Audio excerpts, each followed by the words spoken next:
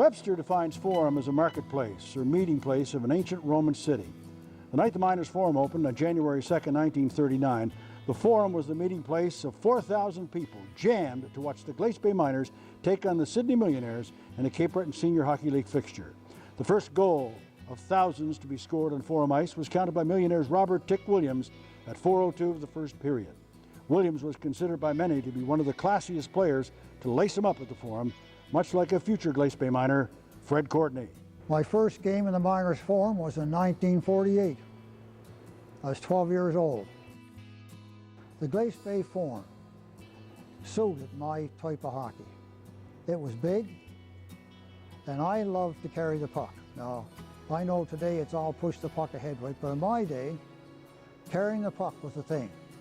And the Glace Bay Forum was wide enough that gave me lots of room to move, and I was able to move on it. And it was exciting. I really enjoyed it. Jim McClellan, retired coal miner. McClellan said the miners were proud of the fact they had provided the lion's share of the construction costs of the Forum by having money deducted from their pay every week through payroll checkoff. The miners themselves, as we always discuss, the miners were always very proud of the Forum. The Forum was theirs because it had the name. If it had been called the Glace Bay Antelopes or whatever, it probably wouldn't have meant the same thing. But it was a miners' Forum. For a long time, young hockey players were able to play the game they loved at the Forum through Rotary-sponsored common school hockey, which morphed into the Glace Bay Minor Hockey Association. Miners Forum meant everything to me as far as when I was a kid growing up, and for my own kids when they were growing up. It was a place to go and a place to practice and play. Bruni O'Neill is one of the people responsible for the startup of the Glace Bay Community Hockey Clinic in the 60s, which would become the Glace Bay Minor Hockey Association. Bob Seward started the Glace Bay Community Hockey Clinic in the 60s, and that was for kids 12 and under, up to 7 to 12. And we had, in the end, we had probably had around 250 registered in Glace Bay. But and out of that, we would have Pee Wee and Adam. I'm James Edwards. I'm president of Glace Bay Minor Hockey, entering my 14th year. He knows how important the early years of the Miners Forum, as it left a legacy that every Glace Bay and area minor hockey player is proud of. The dream was to wear that big M and play on a Sunday afternoon or whenever the seniors played, and just to be a Glace Bay Miner. And it continues on to this day, however many years later, and just that even in Glace Bay Minor Hockey, our teams are the Miners. All of our rep teams are the Miners, and we're very proud of that. And that big M is still outstanding. So the legacy and the heritage of the Glace Bay Miners tradition continues, and will continue for quite some time. Even though hockey was a big part of life at the Forum, there was also many other events like broomball, bingo, and dances. Former writer for the Cape Breton Post, Greg Hines, said there was a time when the Forum was the entertainment center for the island. Johnny Cash was at the Forum four different times.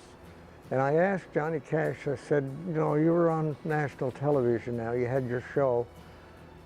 Well, why couldn't you be in New York rather than the Miners Forum? And he just said, money in Glace Bay is just as good as money in New York. And I kind of like it's a little easier down here. The crowds are not there, the traffic is not as crazy and so on. So I like it.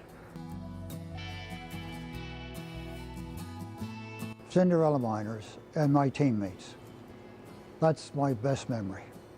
Losing was not part of my vocabulary, and I always played to win. And when we went and beat Sydney in the final game, and I'm laying on the ice after getting checked, and Timmy Hines goes in and scores the winning goal to give us the Cape Breton Championship, that was my most exciting moment in hockey, to see Timmy Hines score the winning goal to win us the championship. That was it.